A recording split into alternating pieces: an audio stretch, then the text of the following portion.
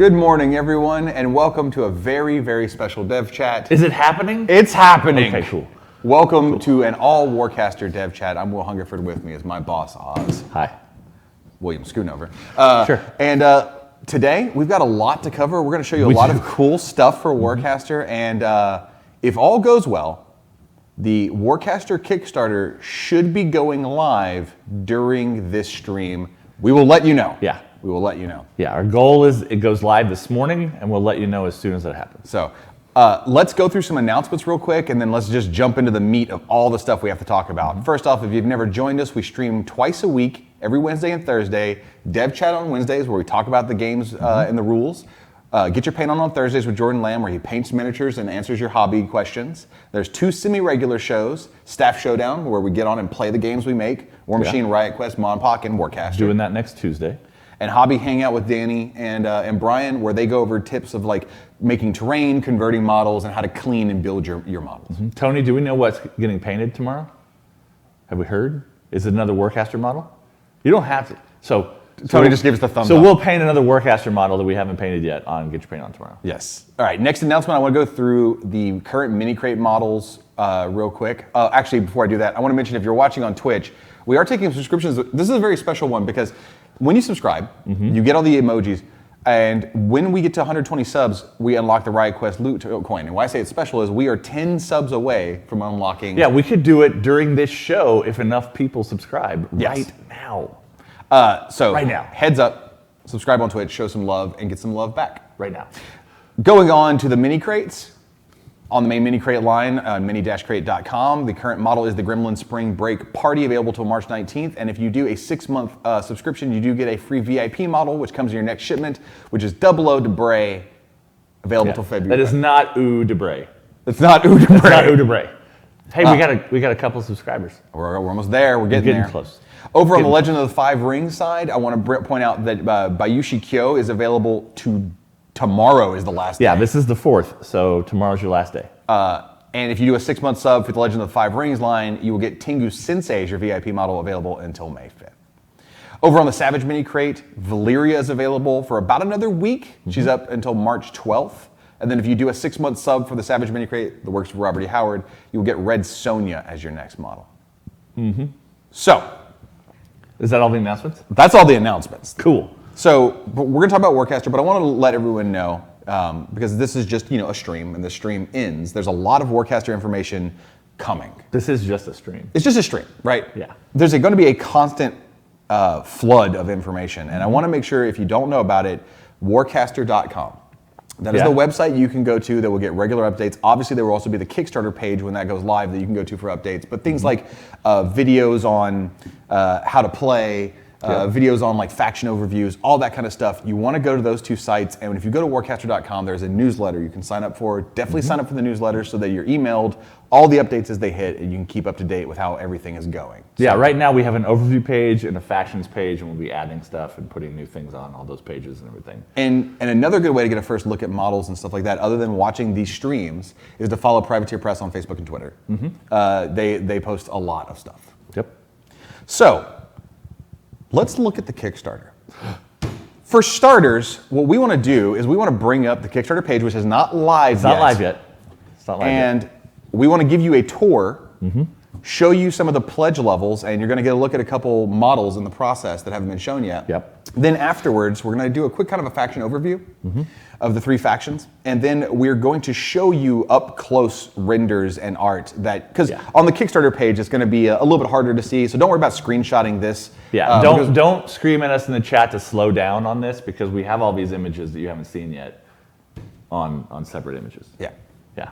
So we will show you all that separately. The rules for Warcaster, by the way, should be going up on the warcaster.com website later today. So if you, and they're still in progress. There's still things being tweaked. But if you want to see the full rules of how the game plays, you should be able to access that later on today. So let's bring up the website, Tony. I'm going to pull this up here. So we're going to have our Kickstarter page. The models are shipping in 4 waves, and the Kickstarter will tell you what the waves come in. So I want to let you know that if you do a bigger pledge level where you do like a full battle force or something like that, you're not going to receive it all at once. You're going to receive it in the waves, and the Kickstarter will let you know. Yeah. if you are an international customer, there is a super saver shipping option where you can say, instead of giving me 4 shipments and having to pay for 4 shipping shipments, give it to me all at once. Yeah. So you'll basically, depending on what you order, wait till like that last wave worth of stuff. Yeah. And then receive it all at once to save you. Yeah, if your entire order is in wave 1, you'll get it with wave 1. But if you want some wave 4 stuff, then your entire shipment will wait until all that stuff's available. Absolutely. The other thing I want to point out is we're going to go through like sort of the main pledge levels, but when you go to the Kickstarter, there's a lot of pledge levels, and there are retailer pledge levels. We'll go back and kind of look at those. So if you're a retailer, there are ways to get in on as a retailer into this. So let's go ahead, and so we have our opening. Images people have seen before. Some sweet photos. What is Warcaster? That's a Warcaster. That's a Marcher Worlds Warcaster. Some gameplay overviews. Talk about Marcher Worlds. Some 360 rotations of renders, which are new images that people haven't seen before. Yeah, some Aternus Continuum. Yeah. But we will be giving you a closer look at these models after we go through this, because what I want to focus on here is how you can get in on the pledge levels. So this is all sort of the intro information that we were talking about. Then we talk about rewards and add-ons, and we talk about Wave 1. So this is stuff coming out July 2020. Yep. So the base level command group starter set, which you can order any of the 3 factions. They're $70, and inside you're going to get a Jack and its customization options, a Weaver, a Solo, and then a unit along with squad, a squad, thank you.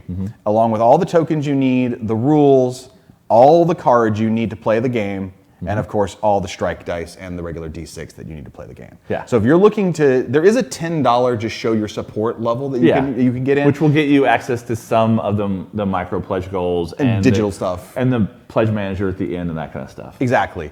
But if you're looking to just jump in with effectively a starter box, that is the command group starter sets. So this gets you 4 units in total. We've talked about the ways that you can play the game. There's basically skirmish mode where you play up to 8 units, and then there's the full-size game, which is up to 15 units. So a starter gets you 4 units, right? And so at 70, everything you need to start playing, and the game you and I played on live stream was starter versus starter, which you can play in the skirmish scenarios, and which is still like totally a fun game. Like don't feel you're missing out. And it still really highlights everything about Warcaster that makes the game interesting and new. Yes. With summoning through gates and spiking your arc and all that kind of stuff. You don't miss out on any mechanics. Yeah. So there's the Iron Star Alliance command group starter set. And inside of that, you're going to get your Firebrand, you're going to get your Paladin Weaver, your Paladin Commander, and a Paladin Enforcer Squad, along with everything else that you need to start playing. So go scroll back for a second. Yeah. So that Paladin Commander is the female version. What we've been showing off in a lot of photos and stuff is the male version, which is not what comes in the starter box. The female version comes in the starter box. The male version is for something special later. But yeah. Now, another pledge level you can do, and one that I anticipate is going to be very popular for people wanting to jump into the game, is the skirmish level. Yeah. Effectively, and it's 130, what you're getting is the contents of the starter command groups, plus a second set of just the models, giving you 8 units, giving you a full-size skirmish force. So for example, if you do the Marcher World skirmish battle force, you're going to get a Dusk Wolf, you're going to get the Weaver, you're going to get the Hunter, you're going to get the Ranger Fire Team, and all the stuff you would get with the normal command starter. But then you also get another Dusk Wolf, another Weaver, another Hunter, and then another Ranger Fire Team and everything you need. Yeah, so it doubles the models in the starter, but not the rest of the components. Now, one thing to note that's very important about list construction, and we'll talk about this a little bit more, is that the game effectively has a limit of 4 units.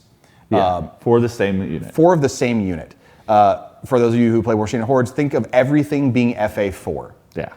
So you can have 4 coalition weavers. Now, say we put out a different type of weaver with a different name later on for the Marcher Worlds. You could have 4 of that. Your Jack, if we look at the Dusk Wolf for the Marcher Worlds, you can have 4 Dusk Wolves no matter how you customize them. If all 4 of them are different layouts of their cortexes and weapons and so on, you still only have 4. So there's kind of like a hard cap of 4 across the board. The only exception being heroes, which we'll talk about later. There are heroes, and heroes are, you can have 1 of that hero, because they're all named. They're all named characters. So similar to the Marcher World Skirmish Battle Force, there is an Iron Star Alliance Skirmish Battle Force, and it's very similar. You're going to get everything that's in the command starter, and then you're also going to double up another Firebrand, another Paladin Weaver, another Commander, and another Enforcer Squad. Then there are the full battle forces. Yeah. This gets you all the way up, and the big thing I want to point out is that there is going to be an early bird special pledge level that I'm going to scroll all the way up real fast. So those are 310 normally, but I'm going to scroll all the way up because I really want to point this out to people. So just bear with me here for a second. Not that level. Not the Master of Time and Space one. That's a higher level than what we're talking about right now. So full battle force, 310, right? You're going to get an absolute ton of stuff and everything you need for 15 units, but there is an early bird special for the full battle force for 280, and this is limited how many of these are available. It's 350. Yeah. So 350 of these packages are available. Once they're gone, and you basically get the same contents as the full battle force, but for cheaper. Yeah.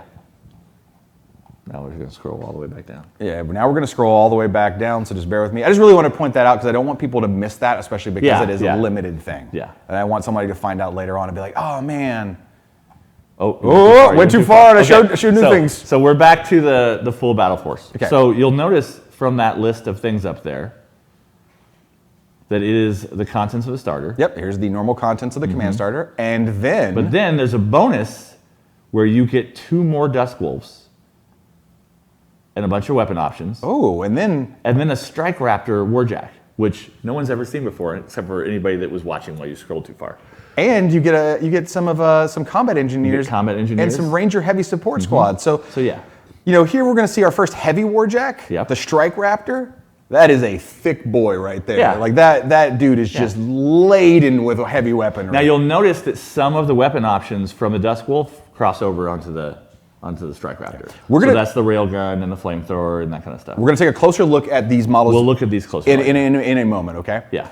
So then you'll get another Weaver. You'll get a pair of combat engineers. Now people spotted this in the battle scene art that we've been showing off. Yeah. So standing behind the Dusk Wolf in that battle scene is one of these engineers, like doing something to that Dusk Wolf. I love how the Marcher worlds have that sort of like ragtag scavenger look to them.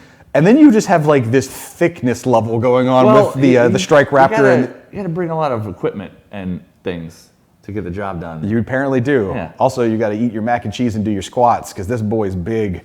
You got your 2 Ranger Fire, and then you have the Ranger Heavy Support Squads here, which are basically Ranger teams. Rangers with rocket launchers. Yeah, with rocket launchers. Yeah. So similarly, there's an Iron Star Alliance full battle force. Again, you'll be able to get an early bird special if you're interested in there.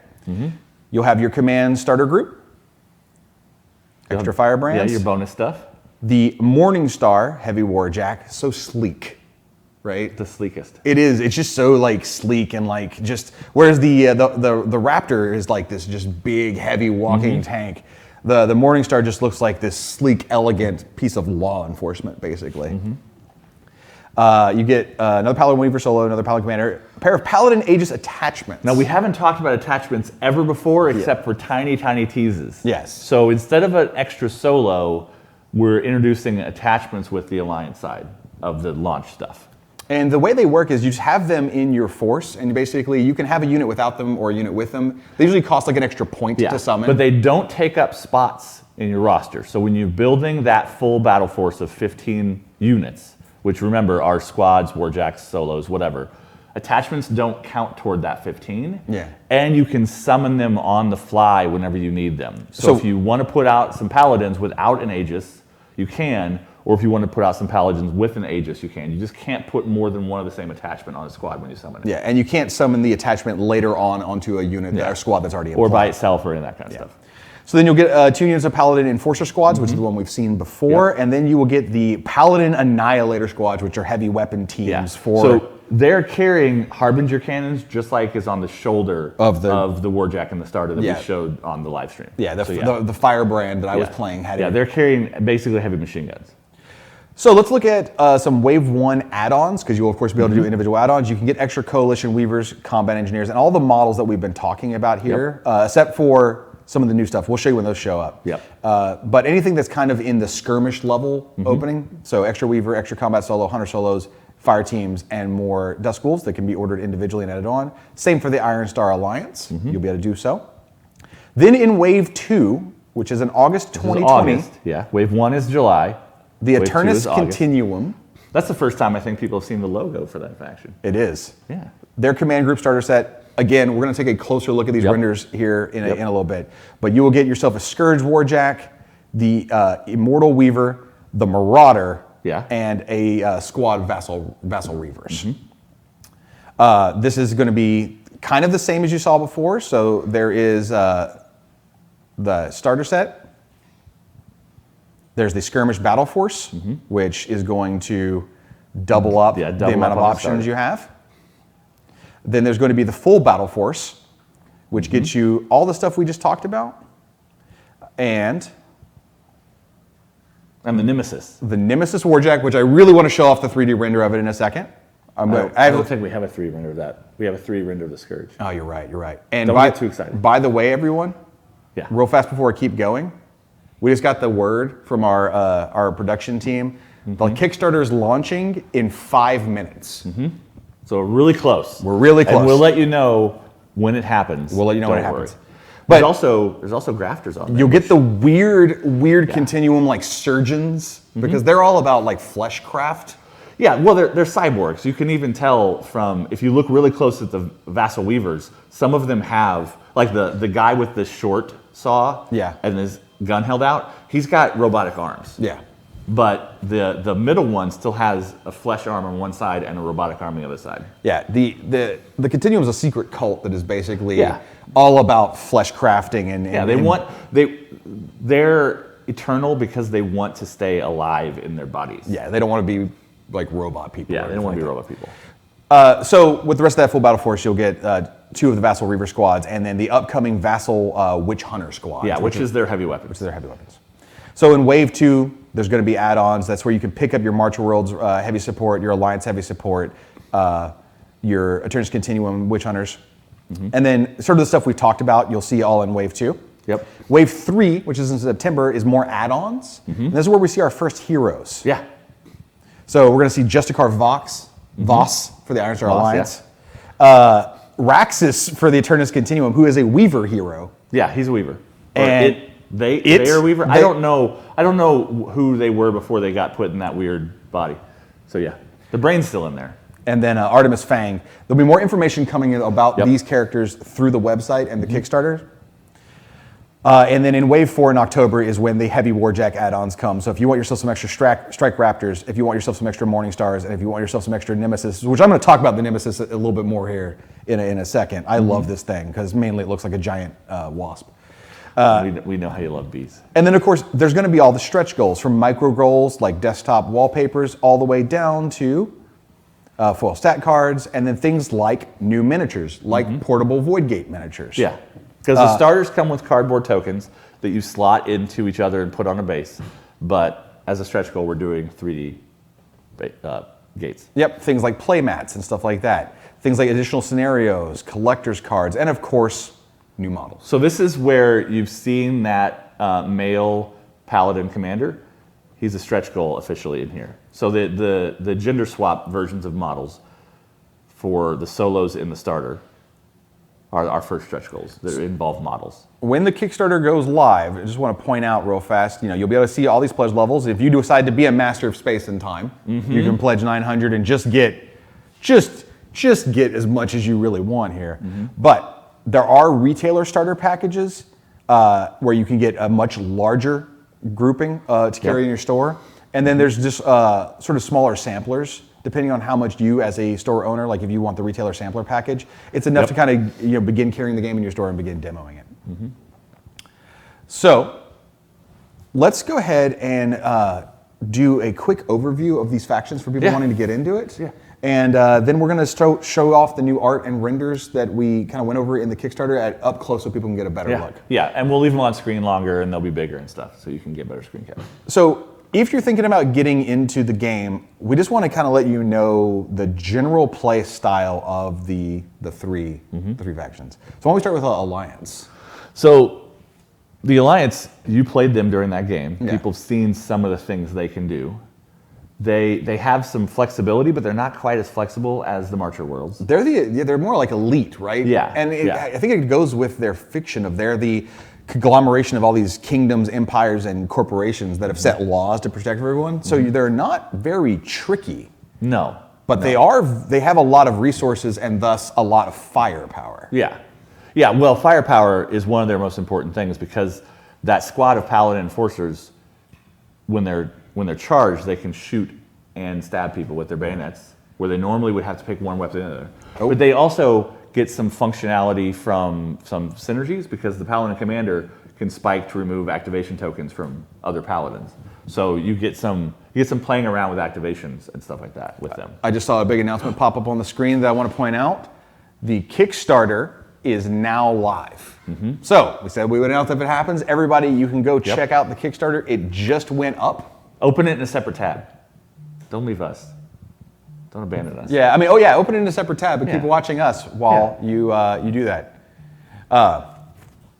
So the Kickstarter is now live, and we already see some people in chat saying they're pledging already. Thank you very, very much. Wow, literally in the second since we announced it, it already has 30 backers. That's great. Well, we've got more than 30 people watching right now. So everyone who backs today or in the upcoming days, thank you very much. Yeah. Thank you very much for the support, and thank you very much for backing everything. Okay, let's keep going on with our show. And let's keep talking about stuff, because I know a lot of people want to see up closes of the Continuum stuff. So the Alliance, not tricky, but superior firepower and superior sort of arms, armor, and technology. Yeah, and you'll notice we haven't shown off anything like a giant shield for any of the other factions, Warjacks. Right. But both the Morningstar and the Firebrand have a shield weapon options. Which you can put on each arm. Yes, so they also tend to be a little bit more armored in general than other factions. One of my favorite Firebrand builds is a shield, the repulsing shield on each arm, because it stacks, and then your armor 5. And it gets extra range on its melee attacks for having arc on it, and those shields push people around. Yes. So you can move somebody around the table because your shields are range 3 or something like that with all that arc on them, or 4 maybe. It works out so that if you are fully charged, you have 3 arc, and you get into base contact with a model, the first shield can hit, you spike, you can push them 3 inches, then you are still just in range with the 2 arc you have left to hit them with the other shield and push them another 3 inches. Yeah. So you can move someone 6 inches in one turn with the double shield build. Yeah, and then if you have the reflex cortex, you can move when you get attacked. So that model's a lot about positioning and stuff. But that's only one of the builds. There's multiple cortexes and multiple weapon options and stuff. And some of those weapon options you guys saw previewed, like the rifle with the bayonet for the Firebrand and that kind of stuff.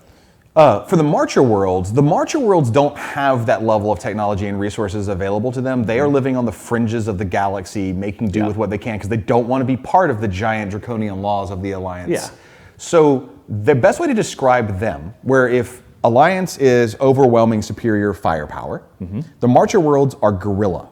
Yeah. They're guerrilla tactics. Yeah. They're hit and run. They have lots of abilities that let them move more than once, move out of activation. A lot of abilities that let them move through difficult terrain easier, ignore cover when shooting at other people. They want to fight like in the jungles. They want to fight in the ruins. And they want to sort of pick their shots, take people, and constantly be moving around and not... They don't want to walk up and have a Napoleonic fight with the Alliance. No, they're going to hit you and then dodge away and in a cover or something like that. Yeah, like if you just lined up Alliance and lined up Marcher Worlds and they just had like a straight old school like fire, fire, it would go bad for the Marcher Worlds. Yeah. But that's not how they do things. Yeah. The Continuum, however, if you want a faction that's all about tricks and just coming out of nowhere, first off, almost all their factions have the ability to ghost, which means they can just move through terrain. Yeah. That means they have an ability when they're charged, they can spike, or sometimes if they're discharged, to where they can just walk through a building. They also have a ton of stealth. Now, their defensive stats normally aren't as high as the other 2 factions. But they have a ton of stealth. They come out like ghosts in the galaxy. Yeah. Like they're a hidden cult, and they fight like a hidden cult. Except the Marauder. The Marauder just comes at you and beats your face. The Marauder, that's the solo you saw with the big suit of Karchez armor, is the name of it, by the way. Yeah. Comes up and just murders things. But the majority of them For you War Machine and Hordes fans, I would say Crix is probably the closest, but it's still just different enough. They're just really ghostly and tricky, and they do a lot of really strange things that the rest of the galaxy doesn't know how to fight against, like, ghosting up through the floor and stuff like that. Yeah. Speaking of the Continuum, I know when we were doing the Kickstarter page quick tour, you saw a bunch of models, but let's look at these models. Yeah. Let's really dive in here. So first, I want to start with the Solo you mentioned. Let's look at the Marauder. This is my favorite model in the entire game so far because it's got an arm that's a gun and an arm that's a can opener of some sort. And it's also, it's a real, you were talking about how thick the Engineer was. This is an even bigger Solo. Well, the Engineer looks like he's just he or she is just a very thick person. Yeah. But this is a person inside armor, inside Karcha's armor. And more than likely, they're not a full body anymore. They could just be a torso and a head. Could just be a torso and a head. All we know is that they have a meat mouth and a chin. We don't know how much the rest of them is still made of flesh. And who knows what they eat? Probably baby food.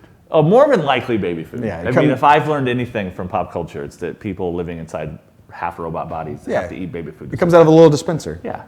But this thing is just, whereas so much of the Continuum is tricky and does a lot of damage, but their defensive stats typically aren't the highest. The Marauder is a standout in that he just murders everything and can take a hit. While everything else is being all ghosty and sneaky, the Marauder's just a solid block, just in your face, kind of distracting you from everything else that is happening in the sneaky stuff. Right. And as a reminder, again, in case you missed it at the beginning of the show, the rules to play Warcaster should be going up on the Warcaster.com website later today. So if you want to get your look at some rules, those should be available later today for you to kind of peruse. They're still being tweaked. There's still a lot of stuff that's, not a lot of stuff, but there are aspects of it that are still a work in progress, but you can definitely see a 99% complete. Yeah, you'll be getting a look at a lot of what the game actually is. Maybe not every single thing, but a lot of it. Moving on to one of our renders, here's the Grafter. Yeah, so you saw this smaller on the screen earlier. The Grafter's like their engineer, their repair engineer. It's a doctor and a mechanic and some other things. He really likes, so arms are the Grafter's jam. Real fast, I want to point out, and thanks to Twitch chat for keeping us informed, because we're sitting here talking, we are over halfway funded. Oh, cool. So it's been, what, 10 minutes since we went live? Yeah. And we're over 50,000? Yeah. So thank you, again, everybody watching. Yeah. We love you so much. So the Grafter's got two mostly human arms, carrying the big knife and the big saw blade. Yeah. And he's got two little robot arms that are carrying his tiny scalpel and his syringe gun. And then he's got two praying mantis arms mounted on his belly for who knows what. I'm not gonna lie. I love Cephalix. Yeah. So I kind of love this guy. I like him a lot. Because he has sort of that thing going on. Yeah. And this is the worst field surgery you can possibly get. Just walks up and is like, that leg looks bad. Well, this also shows you the direction the Continuum will go to a certain extent, because the stuff that launches, the vassal reavers are the frontline troops, the low-level cultists that might have a regular job and then they're part of the cult when they need to be. This guy is full-on Continuum all the time. He probably doesn't just work at a grocery store or a flower shop. It's real hard to go hide in public when you look like that. Yeah, and the Continuum is outlawed on a lot of planets. Yeah, most of them. So speaking of the Reavers, which is one of the frontline units, we're going to show you the individual renders of the Reaver squad. Yep. So this would be, and these are three, all the other units squads we've seen so far, 3-man squads. And always keep in mind, there's no leader models in Warcaster. Yeah. So here we see the first one. Let's go ahead and pop over to the second one. I love that they've all got their guns and then their chainsaw batons. I think they're technically laser saws. I don't remember, but yeah. This dude's mask, I'm in love with. His helmet. Yeah. I love the way that looks. I want to paint it red. I think a glossy red would just look fantastic on that. And then let's go and look at the third member of this squad. Again, glossy red on that helmet, I think is good. Yeah, and there you can see what I was talking about earlier. So her arm that's holding the gun is a human arm, but the other arm is cyborg. It's got a cable in it and a notch cut out of it and that kind of stuff. So they are fully about body modification in a cyberpunk way to improve themselves. They just want to keep their brain functioning in their body, whatever that body looks like. And dude, I'm so excited to see people's paint schemes on these models because the sky's the limit. I really like the box art that we showed off a while ago, but I've been thinking about painting these guys like a really, really dark red on all their coats.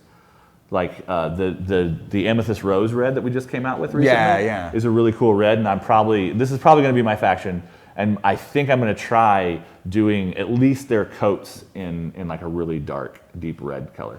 Im's Corner in Twitch. I'm not going to repeat what you said in Twitch chat, but I want to let you know you are 100% correct. So we are 2/3 of the way to the funding goal now. Nice. According to 75,000 to Jeff. I believe that's what it is. Oh, he said 2/3, not 3/4. Sorry, I misread. 2/3. 2/3. Yeah.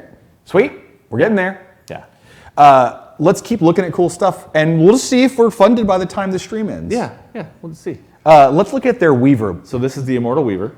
Look at this freaking model. Yeah. This is one of the weirdest things. I have to imagine Doug Hamilton sculpted this. There's no way. Doug did sculpt this. This looks like Doug Hamilton. This does not look not like Doug literally Hamilton. like Doug Hamilton because, well, I don't know. Yeah. But it looks like something Doogie Hams sculpted. It just has that Legion Warlock look to it. Mm-hmm. Well, and also her hands are 3-fingered claws, so she's got a little bit of. It's the bent knee that goes backwards. Also has weird legs, yeah.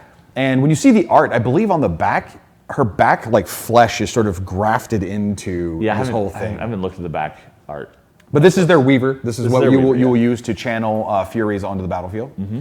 And then let's take a look at the Scourge, and this is their light warjack. Now this is an interesting one because its customization options are, I believe, the right arm and the shoulders. Yeah, but the left arm is locked. Yeah, you can't change that crab claw. It's always going to be there. And we said that some jacks would have different customization options. So a lot of this one in particular, and you might see some more of that in the future, where one slot is locked and says it's always this, and in this case it is the gigantic claw hand it has on the left side. Yeah.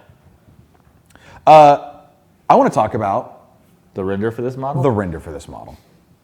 So you guys saw this in the art that we launched the factions website with, and then that was just the concept art, but here it is in its full 360.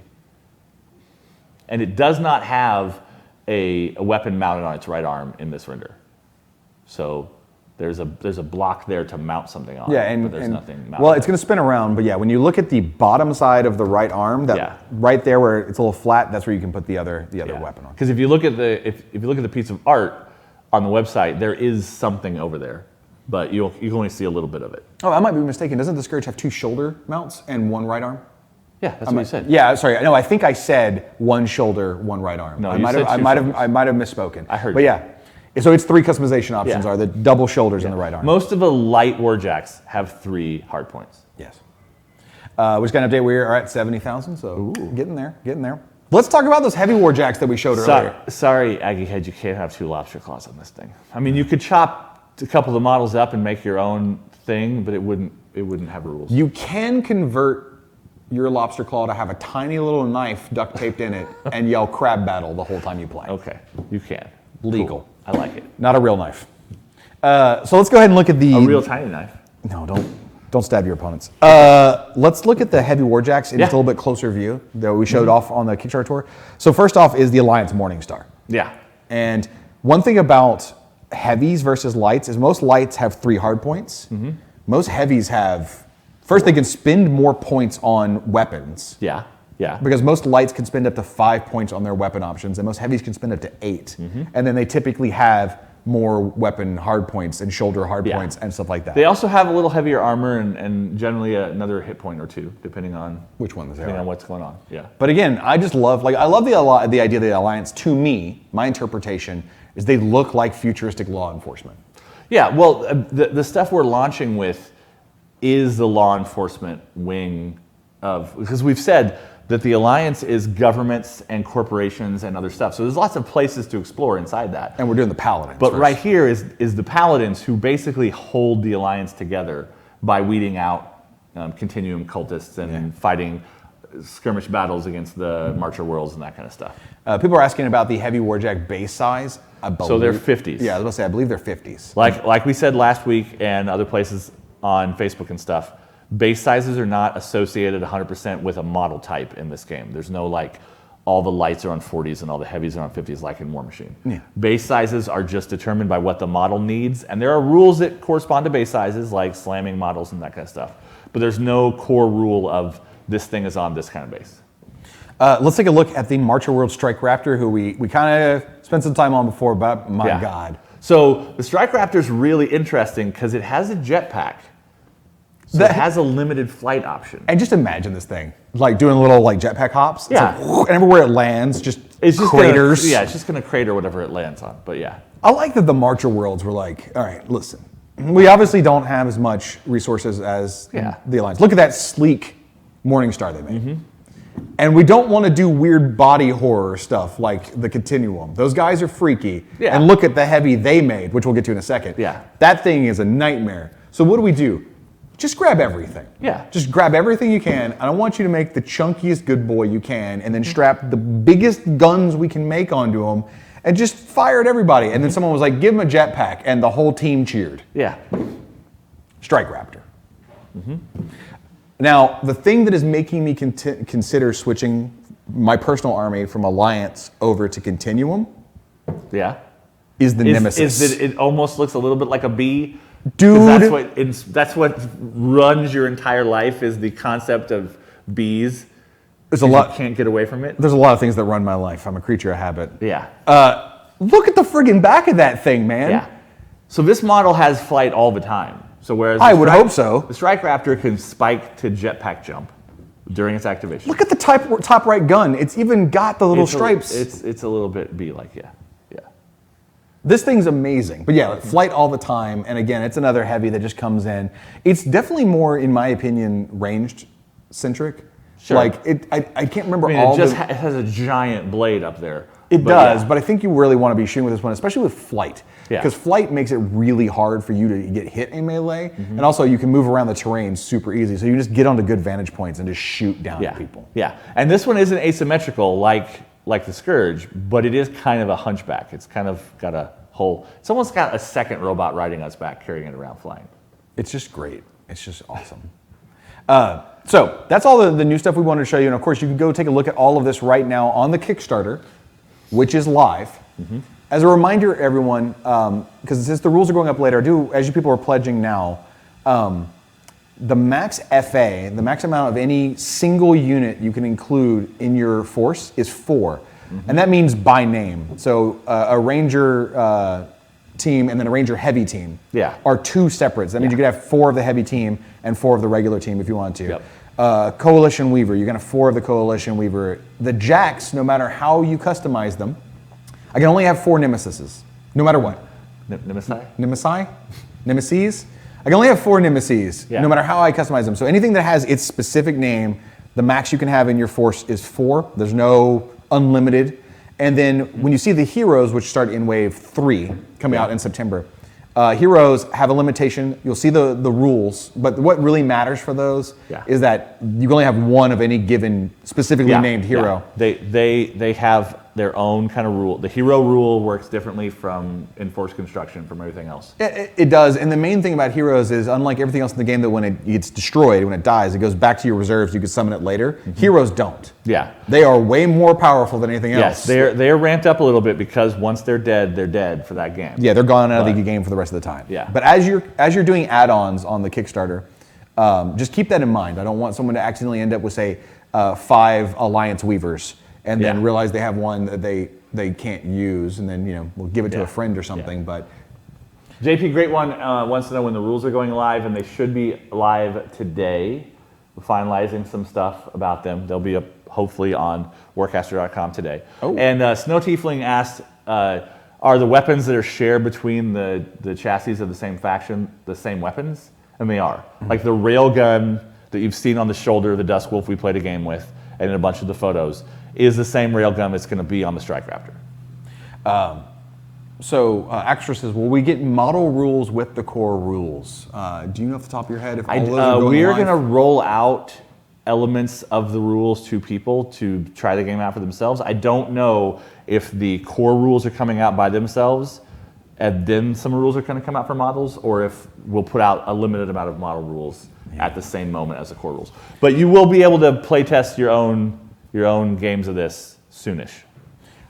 So we're at 88K right now on the Kickstarter, according to Twitch. 89K, since in the time it took me to say 88. So what we're going to do now is we're going to take a couple questions that we might be able to answer, specifically developer-related stuff. A lot of the Kickstarter specifics, like logistical questions, that's not really our wheelhouse. Like we might not be able to answer those. And then like modeling questions, we might not be able to answer those. But there's questions on here about shipping and all that kind of stuff, and that's all things you should ask on the comments section and stuff of the Kickstarter. Yeah, we're just not the right people to answer shipping questions and stuff And like I don't that. want to misremember something that I do know technically and say the wrong thing. So Epic Duck Studios asks, what faction is the Adepticon exclusive model part of, by the way? That's the Coalition Weaver from the Marcher Worlds. Yeah. Because you can tell, because the end of her staff has the disc on it. So the Coalition Weaver has the elongated like banana on the staff, and then the elongated Immortal banana. Yeah, it's elongated banana. Got it. And then the Immortal Weaver has a sphere of it's connected to them. So the Marcher Worlds Coalition Weaver has like a little disc on the end of their staff. Tamir on Facebook just says, I want that strike wrapper, I want it. Yeah. Awesome. Yeah. I saw a couple people. There's a glare. By the way, I'm doing weird things because of the glare. Don't mind me. A couple people asked, is there going to be CID for this game? And the answer is we are not planning CID for Warcaster. There's not a CID for Monpoc, there's not a CID for Riot Quest, and there's not a CID for a lot of War Machine these days. A lot of models are just coming out without it through internal playtesting. But some stuff will be. I will say that the next CID for War Machine should be Steamroller. Then after that, there should be obviously the upcoming Troll and the upcoming Legion stuff, and there might be a fourth one, but you should actually see the Steamroller CID start next month, as early as next month. Yeah. And then those 2 new blocks, and then maybe a mystery one, but we'll talk about that later. There was a question, I don't remember who asked it, about the contents for the starters. You get the same 24 cipher cards in every starter, and you build a deck of 15 following the rules of the game, which you'll see in a little bit. As of right now, there are no faction cipher cards. But no promises if that's the final way that the game will roll out eventually. Are the cards going to be database like War Machine and Hordes? No plans for that at the moment. It's all going to be physical cards. There's not going to be like a war room for our Warcaster or anything like that. Organized play plans, the game will be supported, but we're not ready to announce those specific at the moment. A lot of people I've seen online have been like, is this going to be a competitive game? Is it going to be a casual game? It's going to be whatever you as the community want to make it. It can be played both ways. We will have support to help you play, whether you're playing at your local store or just at your house. But we're not saying like Warcaster is absolutely only a competitive game or Warcaster is only a beer and pretzels game. I think like most games that come out these days, you kind of just do whatever you want to. Okay. So we had a question, but it went away. So I think it was, I'm going to try to remember it word for word. Can I play a standard size game with only the $70 backer level, which is the starters? Absolutely. You can play a skirmish level. Yeah. Skirmish level is up to 8 units. So you get half of that limit in a starter. And if you watched our live stream, and it's on the Kickstarter page now, you can play a full game with just 2 starters. And then you could add a couple of models until you get to 8. And play around with different mixes. But you can totally play the game out of the box with 2 starters. So let's see. Oh, we're at 95K currently. 95K. You know what? We're going to keep answering questions until this thing funds. Yeah. That's what we're doing. We're going to keep seeing what's going on. So people have also asked, like we said, Army Construction is 4 copies of a model by name. So 4 Dusk Wolves, 4 Ranger Fire Teams, whatever. You definitely want multiple Weavers. And you want multiples of a lot of stuff, especially Weavers, because remember, Weavers are effectively your wizards that can get your attack spells on the table. And on a 48 by 48, you're not going to be able to shoot any of those spells all the way across the table. Yeah. And you're going to need to position Weavers in places to get optimal line of sight and all that kind of stuff. The Skirmish Battle Force pledge level is very specific in kind of what it gets you because it gives you the right opening taste It gives you 2 weavers, 2 solos, 2 squads, and 2 jacks, which is a good balanced force. Because some scenarios require that only squads can control objectives, some only solos, some only warjacks, and then weavers you always want at least 2, I would say, to be able to get your spells out there with your furies. So that's why I said I really do feel that the skirmish level, the 130 entry, is probably going to be like the most popular for people just jumping in, because it just gives you everything you really need to play the skirmish level game. Let's see. What is our favorite game mode, skirmish or large scale? What about you? I think they both have interesting options, because at large scale you can expand your force so that, like, if you want a lot of normal squads, like the Ranger Fire Team and the Paladin Enforcers, if you want 3 or 4 of those squads to get out early and try to grab a bunch of territory, but then you want some depth on your bench to have those special squads, like the heavy paladins with their Harbinger cannons and stuff, you can do that. But in a skirmish game, it's interesting because you have to limit yourself a lot more. So if you want to have mostly Ranger Fire Teams, there's not going to be a lot of room left over for other things. So if you want 2 weavers and a hunter and 2 Ranger Fire Teams and a warjack, then you've got to juggle around what basically you're going to bring. Yeah. It restricts you a lot more. Whereas, like we've said in multiple games, even at that 15 unit level on a 4x4, you're not going to have a bunch of that stuff out on the table all the time. Like, there will be times where you'll have half or a little bit more than half out. There's also going to be times where your army's fluctuating up and down. Yeah. And I think I've seen one playtest game where someone summoned every single thing they had on their side. I don't think I ever have, to be honest. But it was really, really an edge case thing. So I just saw Travis from Millennium Games posted in Facebook. He said, funded, congrats. And so I'm refreshing the page, and yes, we have just funded. Yeah, 367 backers got us over $100,000. So thank you, everyone. Yeah. In the time it took us to do this stream, and it hasn't been an hour. It hasn't. No, it's 10:50 right now, and we launched at 10:20 something, 10:30 almost. We have funded, so thank you very, very, very much, everyone, and of course keep letting everyone know. We've got a lot of cool add-ons and stretch goals to go. And I do want to remind everybody that if you you don't just want to do a pledge level, like, you can go and get some add-ons as well. Yeah. So if you want to get, say, just the starter box, and you have some specific add-ons you want, like, you're like, oh, I don't want to just double up everything. I want the starter box, and then I want to add on, like, I really like Strike Raptors. Yeah. So my skirmish force, I want the command starter and then 4 Strike Raptors. Yeah. You can go do that through the add-ons. Just look at what wave things are shipping. And again, if you're international, know that you can do the Super Saver and get everything at the last wave that it ships to you, so you can save money. And another big thing is, again, if everyone go to their local stores, there are retailer levels. Like, as a retailer, you can absolutely get in on this so that you can carry it at your store, promote it at your store, and start building a community. You know, we're trying to include everyone we possibly can. But if you want to back at the skirmish level and then get all your stuff in that first wave, but then also have some add-ons that are from wave 2 and wave 3, then you'll still get those things just when they ship in those later waves. Yeah, absolutely. So you can get going with models right away, and then you can still have add-ons and stuff that are coming later. So I think we're going to go ahead and start wrapping this up.